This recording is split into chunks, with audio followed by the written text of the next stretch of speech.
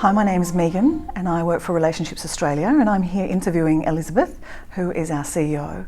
And we're going to do a series of short interviews around couple issues, couple conflict, couple communication, and how couples can connect when they're feeling distant. So we'll do 3 different interviews. This first one is about couples who end up fighting. And particularly we're thinking about some recent events that have happened in Australia.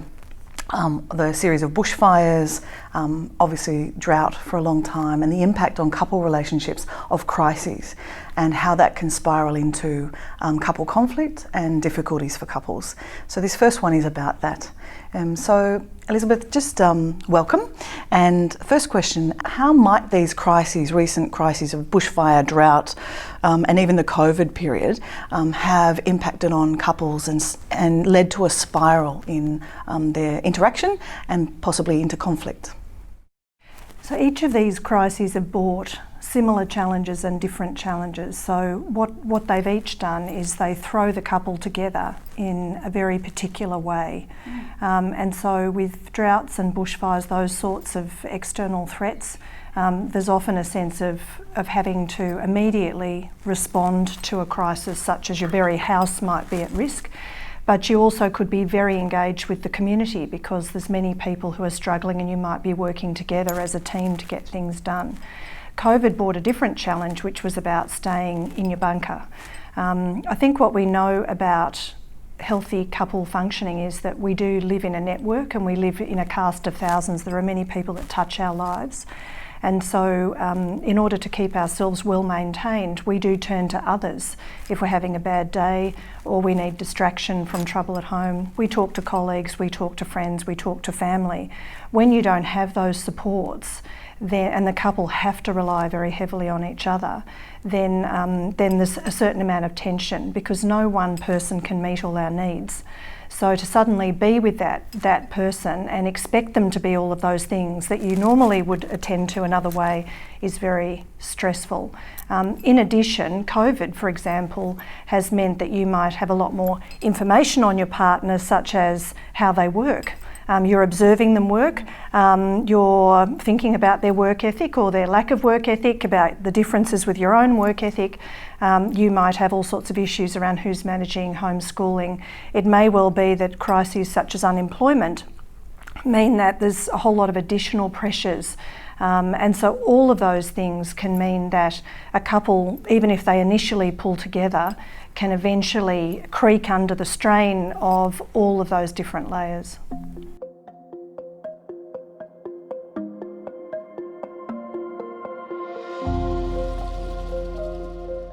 Is fighting or conflict always a bad thing for couples? Well, no, it's not a bad thing. I think it's quite a myth. And many people believe this, that if you argue that is inherently bad. And in fact, there are couples that say with a great source of pride, oh, we never fight. And in fact, an argument or some sort of conflict can be a way to clear the air, say something that maybe you've been holding back on, maybe speak with passion about an issue that really matters to you. Some people need that rush of emotion to kind of stop shelving something and get it out. So I think a lot of couples can experience that as quite productive, can really wrestle with an issue, really disagree, work it out, sometimes over a period of time, and come to peace with something and find that quite useful. I think where arguments are a problem is where the couple themselves say it's unproductive, that they feel that they argue to no great end. They can't later say, well, gee, that really helped or not.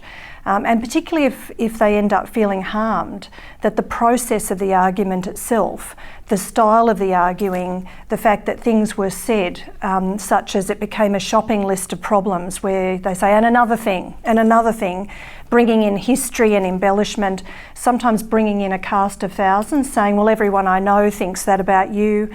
If it degenerates into name calling or insults, or is hurtful or diminishing of the other person or their argument, then of course people are going to say, well, arguing is bad. And what that really means is our type of argument is bad. And certainly I see people who can be arguing about very ordinary things, because if you live with people, there's many reasons to be irritated, let's face it. And so when I hear the content of the argument, what I'm struck by is that often it is the process of arguing that in fact is what has eroded them and made them lose confidence that disagreement could be useful to them.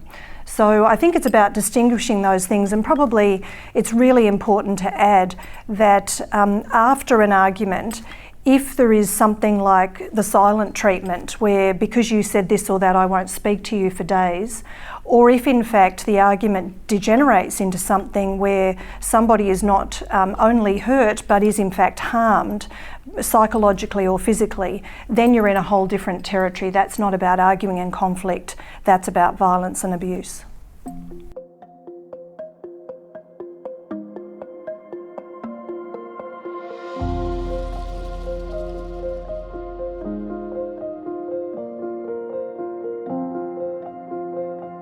So I suppose when arguments are unproductive and couples find it hard to get to a resolution, what sort of things could they do differently? When there is a pattern of unproductive fighting, sometimes what people do is they walk around and ruminate about it. And so what's really important is to certainly calm yourself, but that doesn't mean step back and ruminate. It means actually try and distill, look, what is my issue here? So get really ready as to what is the central point that I want to raise. It's very important then to check with your partner if it's a good time and say, I'd like to talk to you about something. When would be a good time? And I often have people say, oh, it's never a good time, so it's now been months since we've talked about this. So I think the trouble is when you're looking for a good time, if you're having a good day, you sort of don't want to spoil it. If you're having a bad day, you don't want to make it worse. And basically, if people are just a bit afraid of the conflict, they have reasons to park it. So what I'd encourage instead is to say, if this is on my mind, then it's worth mentioning. Use that as your benchmark and get ready to about what you want to say and make a time. From there, I think it's really important to remember that how a conversation starts is the strongest determiner of how it's going to turn out. So if you start with an accusation or an insult or a global statement like you never do this or that, then your partner is going to have their defences up straight away. So I think it's really good to start with your intentions. Look, we haven't been getting on lately. What I'd really like to do is clear the air, or I'm raising this because I want us to have a better relationship. I think if you say something very grounding and about the future, then your partner can hear that and maybe hold on to it.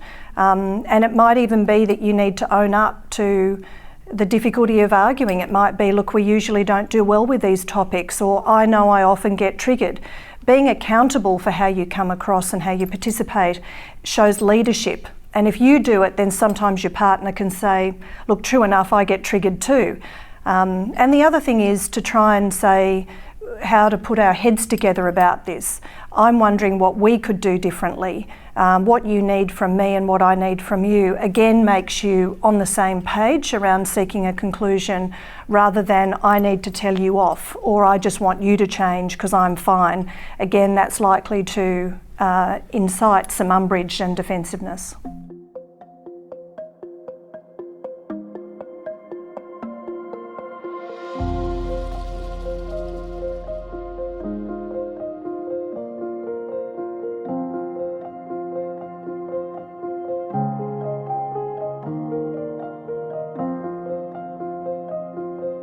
What about for couples where they really are getting into very heated arguments and the emotions are getting very high and possibly it's even getting unsafe? What sort of things could they do then, or do they need to consider? I think what's really important is for couples where this happens, it tends to not be a one-off. So they know that this can happen in their relationship, and so what's really important is to come up with a bigger plan around it. So certainly if an argument gets off the rails and has been known to happen before, then the first thing you want to know is whether your partner has an investment in making sure that doesn't happen. Because if it does actually feel unsafe, If your partner just disagrees with you, well, you're too sensitive, or you need to harden up, or whatever it is, then that in itself is a problem, because what you need is a good conversation about it. So that might be a sign that you really need to be having some of these conversations with a professional counsellor, and we might talk about that in a moment. But if in fact you are able to say to your partner, look, our arguments get out of control, and quite frankly they frighten me sometimes, or I get scared to bring things up, or I'm walking on eggshells. If you have a partner who does agree with that it's not good what's happening, then I think it's about having a plan together. It's much better to plan going into the argument than to try to do something in the middle of a heated argument. Because just say you're in the middle of the argument and you think, well, this isn't going well, I'm going to back away and say, I'm not talking anymore, I'm going to go to the bedroom and calm down. If your partner's very triggered, they could see you as pulling a control tactic, or walking out when they're in the middle of speaking. It could become more fodder for the argument. So it's much better to plan for that going in and say, look, if either of us is flooded with emotion, or it's obvious it's not going well, can we just agree what we're going to do? And if you can work on that together, then it tends to work better. What you've got to agree to is, if one person is able to say, I need to call a halt, that the other person has to agree to let that happen, to not force a staying on. And the critical thing though about taking some time out, there's two parts to what's critical. One is that you agree to go away and calm down for a fixed period of time. So it's so you might ideally for no more than an hour, but ideally for less. So it might be let's just sort of have some time out for 15 or 20 minutes. And you come back together. The reason to come back together is that establishes trust. If one says, well, I'm leaving and I'll be back later, you don't know when they're going to come back, you don't know what shape they're going to be in when they come back, you actually can feel worse. Whereas if you agree to go and you agree to come back and you do come back, you already have something back in common. The thing to do during that time out though is to use the time to calm down.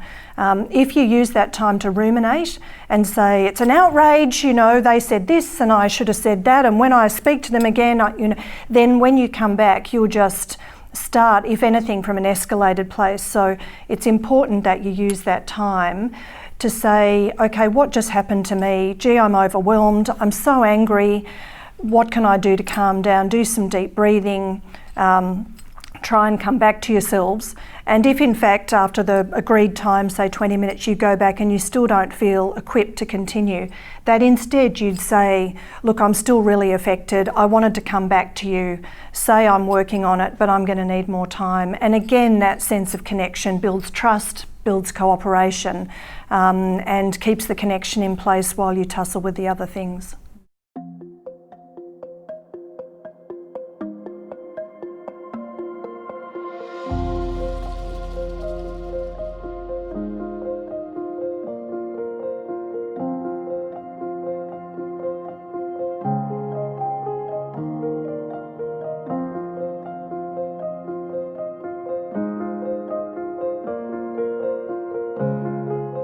What is the role of professionals in helping couples who are getting into conflict, and particularly when it's getting unsafe?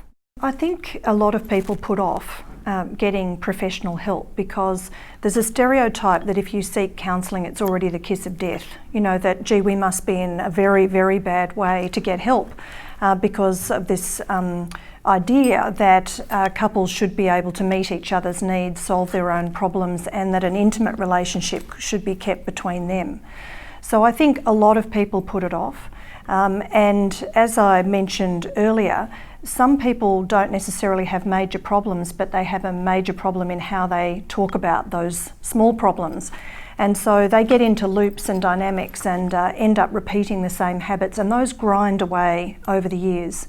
So what I often have couples say to me is, now that we're here, we really wish we'd done this before, that we've actually suffered unnecessarily. We could have come for a few sessions, got ourselves out of that habit or that loop and moved on. And so just to remember that getting help is a good thing, and over a very long relationship, where you're at a point of saying, gee, I'm sick of how we discuss this, or where you do feel that you've reached an impasse or going head to head more often than you used to, then having someone there as a circuit breaker but a bit of a skill builder, reminding you of your strengths and connections and building a few new tips in, can be an incredibly good use of time. And in terms of some of the really negative dynamics, it's also to remember that over time, if habits continue on unabated, they actually can escalate and get worse. And there are people that, as they become under more and more pressure, such as we've seen recently, or there are more crises in the family, or your children grow up and bring more provocation to the situation, that your fights can get nastier, that your connection can get leaner. So then the need to get help is greater, because you need to head that off at the pass, because it may not be just about you, it's also about what you're modelling for the children. And finally, in terms of violence or abuse, where you're actually really at risk psychologically or physically in the relationship, all the research says that those things don't change on their own. You can't put it down to a bad patch or a bad year or a bad day or a bad 5 years. You really need to say this isn't okay, and that without professional help, you really cannot tell yourselves that it's going to change. So in that case, there's an imperative to seek help. What's really important is to seek people who are well trained in couple work, and if necessary in working with violence and abuse. And that's not every therapist is equally skilled in couple work. It's a specialised area, and that's where I believe organisations like Relationships Australia play a really crucial role, because we employ people who, that's their whole skill set. And so we believe that we can offer the confidence and expertise to really help people, whether it be a few sessions or over a longer period.